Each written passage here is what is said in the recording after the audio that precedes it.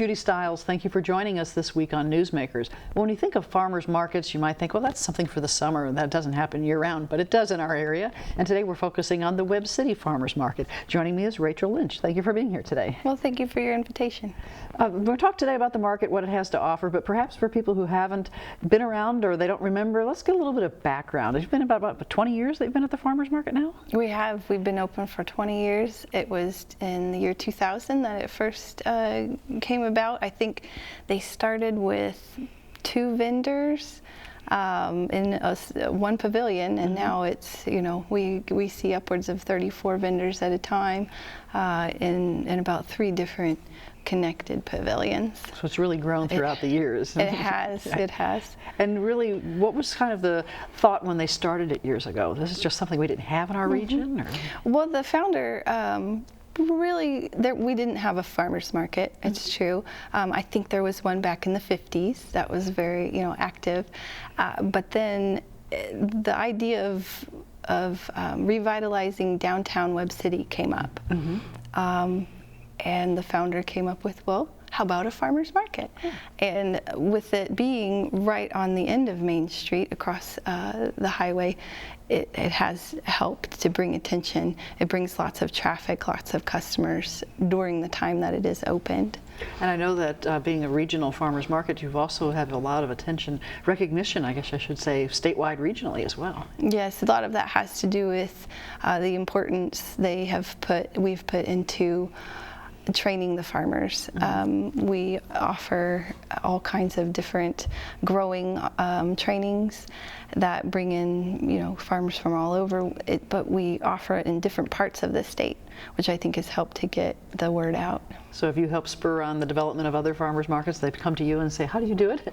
A lot of them have, yes, and our Eileen Nichols, she has done a lot with markets all over the country, and actually nationally as well too.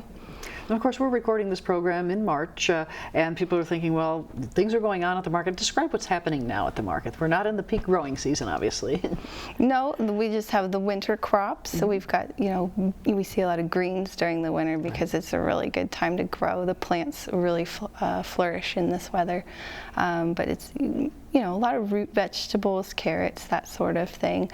And of course, we always have the baked goods and spices and honey, So there's a lot of opportunities for that grow local, things that you can find that are local commodities. Oh, absolutely. There always is opportunity to grow locally because something that our farms have done a lot of work on is learning how to grow under protection. A lot of people think of hot houses and greenhouses, but they utilize high tunnels, which is a little bit different. What the farms will do, the plants are actually in the ground, but they do have a cover over them. There's still sunlight. They just are better heated. So they're actually growing the crops in the field or in their gardens. Yes, yes, they are. That's why you still can get the same quality that you could if it was just in the ground, because it is in the ground. So they're kind of extending the opportunities for their season that way. They are. Outside, if it was out in the open exposed to the weather, it wouldn't make it. Oh no, you could not. You couldn't get a tomato in January if it was outside for sure. Most of them are starting to prepare for right now. It is spring, so they're preparing for their summer crops. But it's the tables are still full. A lot of things they can grow. Well, I know we have a student who visited your Saturday market and put together a little package, a story to let our viewers kind of see what's happening. So if we can, let's pause at this moment and we'll let our viewers take a look at a Saturday at the farmers market. The Webb City Farmers Market offers a variety of locally grown vegetables, homemade baked goods, and fresh meats, along with an assortment of local specialties such as knife sharpening and fresh jams and jellies. For 20 years now, the farmers market has been a popular destination for Jasper County consumers looking for a fresh alternative to store-bought goods. Depending on the day, the farmers market has anywhere from 20 to over 50 vendors. One of the vendors, Greg Rasmussen, owner and operator of Sunny Lane Farm in Lockwood, Missouri, offers a collection of fresh meats including beef, chicken, pork, and lamb. We've been here at Webb City for 14 years. We sell grass-raised beef and lamb and naturally raised pork and pasture-raised chickens. The chicken and pork all get non-GMO grain. In the spirit of seeking a cleaner cut of meat, Sunny Lane Farms does things a little bit differently when it comes to raising their animals. Well, the grass-fed is a leaner type of meat. It's healthier than what the grain-fed that has more fat in it. In addition to fresh foods, the farmers market also offers ways for the community to get involved. Every Saturday, they hold events for children and host a musician. During the winter, the Webb City Farmers Market runs on Saturdays from 9 to 12 before expanding to more days in the spring and summer. The Webb City Farmers Market can be found under the pavilion at the South Main Street entrance to the beautiful King Jack Park in Webb City, Missouri.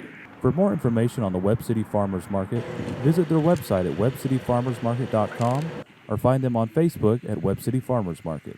For KGCS and Newsmakers, I'm Tanner Marshall. As we can see by that story that in the wintertime you do have a lot going on, but also it looks like you help protect from the weather as well. You have the sides that can drop down and can keep it comfortable inside the pavilions. We do. We added the sides so that we could stay open all year round on the Saturdays, and we do have heaters to keep it, probably coat comfortable is what we call it. Right. And a lot of vendors even here in the quote wintertime or the off season, as we saw throughout the video. And I think a lot of people may be surprised at the variety. He was talking to somebody who is dealing with beef. You know, you think about just greens and vegetables and so forth. You have a lot of variety on the vendors. We do. We do have the fresh farm eggs. So we've got the meat, honey, popcorn. I mean, even just snacks, and always a hot meal too. So I know we have some photos as well that we're able to get this kind of show. I know. Let's start off with some of the vendor photos that kind of show the variety. And I imagine there's a lot of families involved in the family farms, people bringing in their local items. Yeah, most of our operations are family. Like this group here is a family that operates a fresh pasta stand, and they also have been cooking breakfast for us this winter. All of the farms are local, within 30 to 50 miles of our area. And again, they are families, and I think that's what keeps it really special to them. It's really special to our customers as well, to be buying from the hands that are growing and working the land to bring them the food. So they're really supporting their neighbors, or their people, you know, right down the road. They're people that are in their community. Yeah, supporting that. No, it's good. We have a variety of different ethnicities within our vendors that I think also brings out a great aspect of variety. Like, oh, there she is. So everything from the flowers as well, yeah, right? Yeah, that's summer. We have, you can come and just get everything you need. Now, do you have a lot of vendors who've been there for a long time? That you have 20-year history. Do you have some that have been there from a long time? We do. We have a vendor, Green's Greenhouse. He's been there, I think, 19 of the 20 years. And then, like Greg, you saw earlier, 14 years. Several of them, I would say, are over 10 years with our market.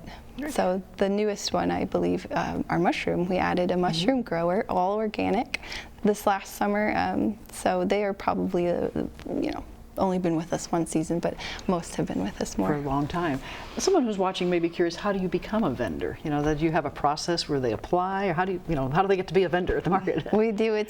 We're pretty picky, actually. We want people that really know how to grow properly, but there's an application process that they have to go through. There is safety trainings that we require, produce safety training or food handlers training that we do. We also, for our bakeries, we require that they operate in a health inspected kitchen. It can be a kitchen of their choice, but that just kind of gives our customers reassurance on the quality and the safety of their food. Right. So from the start, it's safe and through the process. Yes. And tying that together.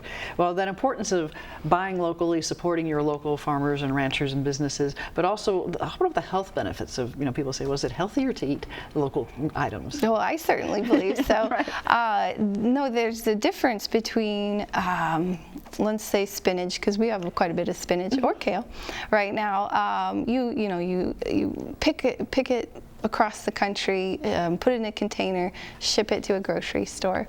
The whole time that it's being shipped, it's losing its nutritional value. Let's go with Yang Family Farm. He'll go out and he will pick the morning of or the day before. And so you are getting fresh greens that were literally picked within 24 hours of you buying it. The value that is in that food is supremely higher than what you might find that's been picked weeks before. Been sitting in a box somewhere, packaged and ready to come to you. So that benefit of having that. And since you're dealing with produce and food, people might be curious, well, do you accept SNAP or some food type programs to help people purchase their items as well? Absolutely, we do. We accept the SNAP. Food stamp cards, of course, credit, debit, and then we also have, unique to the market, a privately funded WIC program is what we call it. We give households that come in that are actively involved in WIC vouchers every week. They're called coupons, but they're worth $5 each. They get 2. It doesn't seem like a lot, but when you add it up over the course of a month, that can really make a difference. And why we targeted the WIC households is because it's women, infants, and children. And during, I think it's up to the age of 5, most of their development, a lot of it happens in those first few years. And so by helping get nutritious food on more tables, we can hopefully help change the lives of some youngsters in the area. So families participating as vendors, families coming to the market together to purchase. I know you mentioned kids, and we have some photos of kids as well. So mom and dad and the family go there. Mom and dad might be shopping, but a lot of times you have activities for kids. So if we get to some of these pictures, but talk about what can happen, what are some opportunities for children through them? Oh, children, we have every 2 weeks, every other week, we have a kids gardening club. The master gardeners come down from Carthage, and they offer a variety of things. This weekend we're going to be planting shamrocks because, of course, St. Patrick's Day. In another 2 weeks we'll be doing the importance of milkweed, butterfly weed, and they can color little masks, but they also get to plant and take home a plant of their own. So they can put it in their garden. That's right, which is so good to put in front of them to be able to plant and watch grow and care for these plants, also to understand where food comes from, because some children are starting to lose that aspect. Right, if you're used to going to the grocery store, don't realize somebody has to grow that to bring it to you. So, crafts that we have, there's Elsa and Anna were at our market this winter. That was a big hit. We do, last summer we had a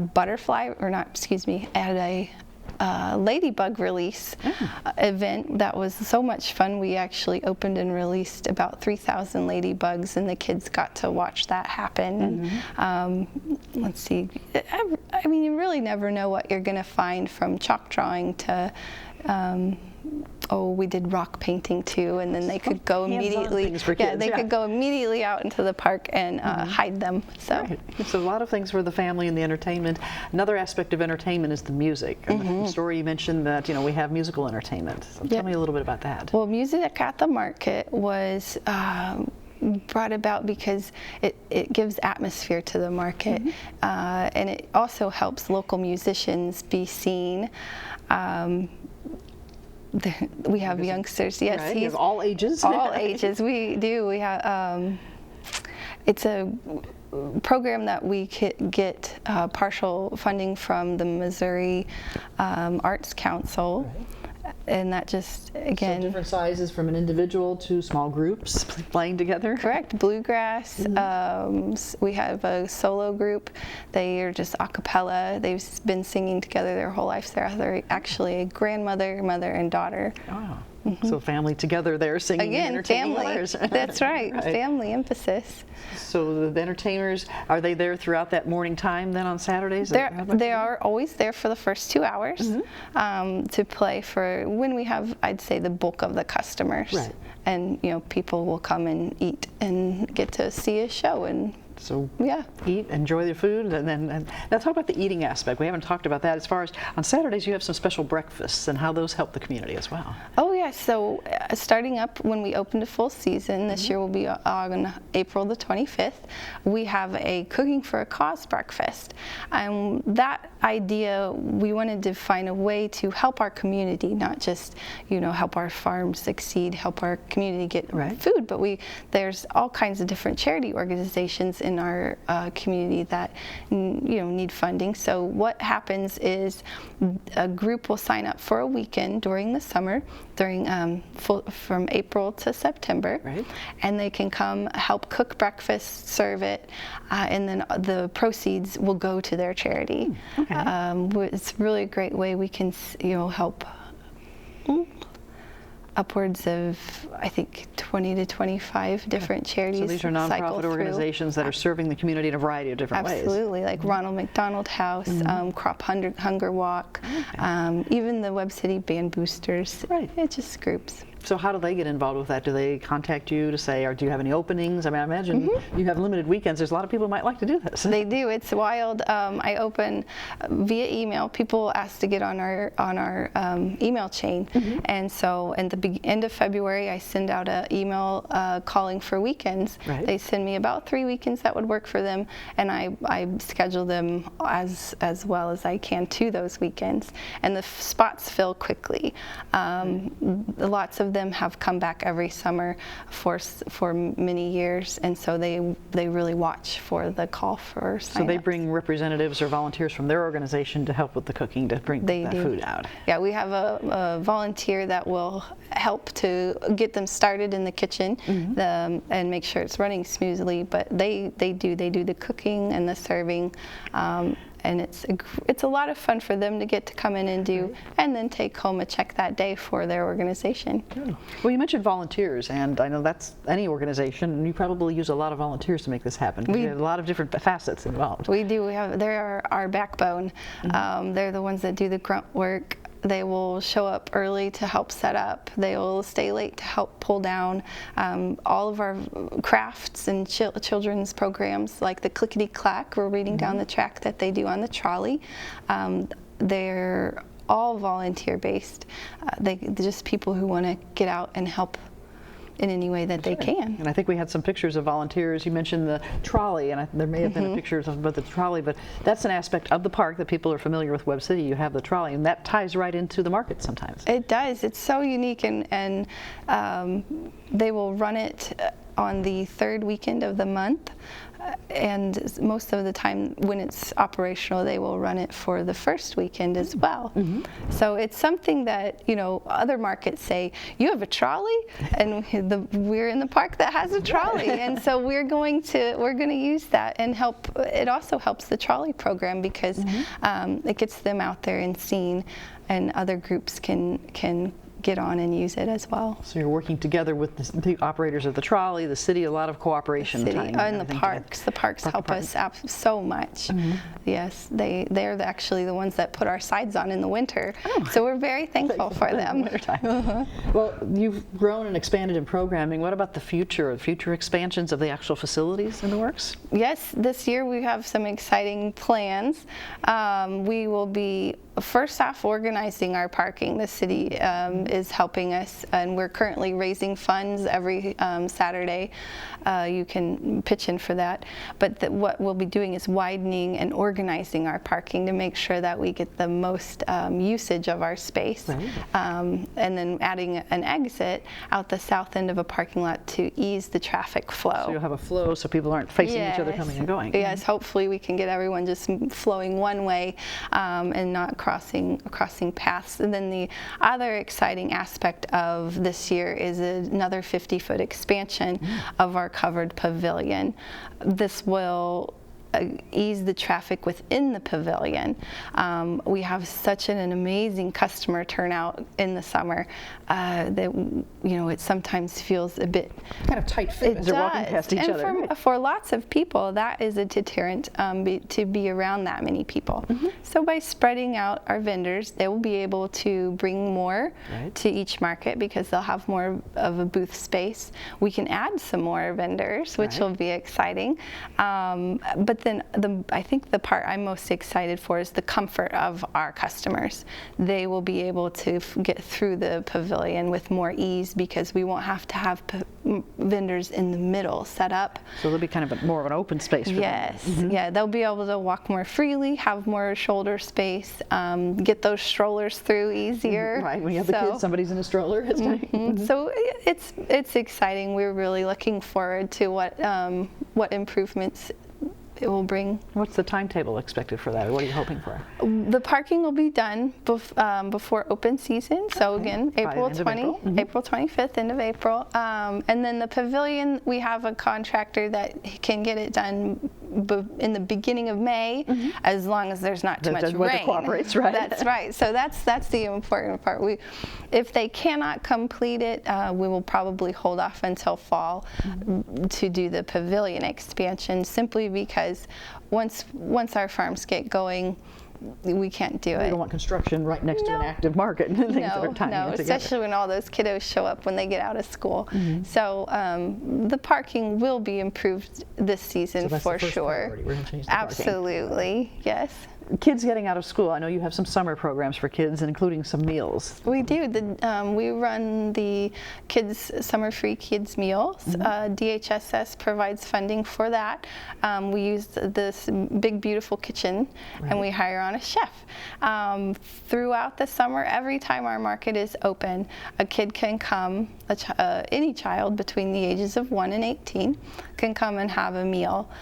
This helps ease the budget, I would say, for families that have children at home during the summer. I think we run probably between 300 and sometimes 500 children come through per week. Wow. When we start serving the all beef franks and grilling hot hamburgers, we'll get about 200 to 300 kids. But something that's unique to our kids meal is that we can use our farmers' local produce in our meals. Which again, it just helps up that nutritional value, because if we're going to feed kids, we want to make sure that they have the optimal food available. The nutrition helping them best as well. So all this information we're talking about, where do people find this? Like, do you have a Facebook page? Or we have a Facebook page. We have a www.webbcityfarmersmarket.com. That is an active website that we keep updated with, like, our full schedule. If you want probably more current events that will pop up, you definitely would go to our Facebook page, which is this Webb City Farmers Market on Facebook. So you can find it. So we have some information on the screen. So this is an example. That is our website. Right. And any local farms can go there and find out about those trainings that I mentioned, or educational opportunities. And then our Facebook page is more geared towards the customer. Right. Here's what's coming up this weekend, or what you can expect to find this time of year. Exactly. We have a food truck event called Eat Street at the Market that runs on the third Tuesday of every month on May, June, and July. Right. And so if you want to find out which trucks are coming, you can go to the Facebook page and find out more information. So right now, as we're recording this program in March, or pretty much Saturdays only, let's let the people know about what happens when you do go to full-time in the end of April. Full-time end of April is 3 times a week. So we're open on Tuesday evenings from 4 to 7. We're open on Thursday during the day from 11 to 2, and then Saturday mornings, the 9 to noon. Right. And of course that gives people a chance on the Tuesday nights go by after work to be able to have activities and pick up food at that point. It's true. We see different types of shoppers. Like, we have a kind of a professional crew that will saunter through, grab dinner, and shop on Tuesday nights. We see lots of kids on that Thursday day market, because what's better than going to the King Jack Splash Park? They can play right next door in the park. And coming over for lunch and shopping. So, and then Saturday, it's just everyone. It's a variety. It's families, it's elderly couples, it's you know, people who are just looking for good food. On the weekend, let's go there and check it out. That's well, right. somebody's wondering, like where you mentioned spinach this time of year, when certain crops are coming in, or strawberry time, or what they can find that out by checking out your Facebook. These are the things we're expecting this weekend. That's right, and even on our website, you can look at posts that usually goes out Thursdays, I would say, and you can actually see a list of every vendor that will be there. And we try to let people know what they'll have too. Right. Like late May, hey, strawberries are here at these 2 farms. When those tomatoes come back at the end of probably April, which vendors will have those. Some people will keep an eye out for specific vendors, unique ones like Hillside, who has this amazing garlic, elephant garlic that is, I'm not joking, this large. Yes, so, and people will watch and see, oh, Hillside's there, and jump in them. So I would say definitely check Facebook for updates. And of course, you mentioned, or they mentioned on the program, there's other things like knife sharpening. It's not just all food. You have some other things that people can pick up. Correct. Well. We have the knife sharpening services, Lynn's Sharpening. He did my lawnmower blade, so it's not even just knives. And then we also have soaps. For Mother's Day, we'll have some glass art and jewelry makers. So we fit what we have to the season that is current. So as you go through the year, you can match. And I know you have, before we run out, you also have a holiday in the winter time as well. Even though you're talking about the winter hours, you do tie into the Christmas season. We do. The Christmas market is the Kindle market.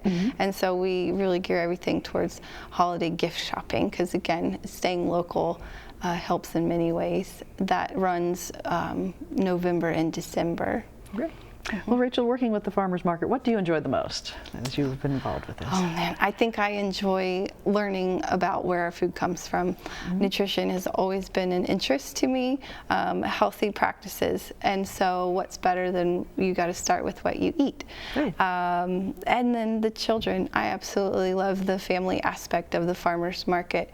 You get the sense of community. You get the sense that you bring your kids there, they get to touch and pick out their food. They're more likely to eat it. We have lots of moms that say they didn't like vegetables until I started bringing them. They're picking it out and they go home and actually try it. So it really is a joy to see families come and grow and adapt in how they're eating at home too. So you're touching the people in the community through the market. Well, but thank you very much for visiting with me today, sharing some information for our audience. Absolutely. Thank you. You're welcome. And I'd like to thank you, the viewers, for joining us this week on Newsmakers. I'm Judy Stiles. I hope you can join me again next week at the same time on the station. We'll see you then.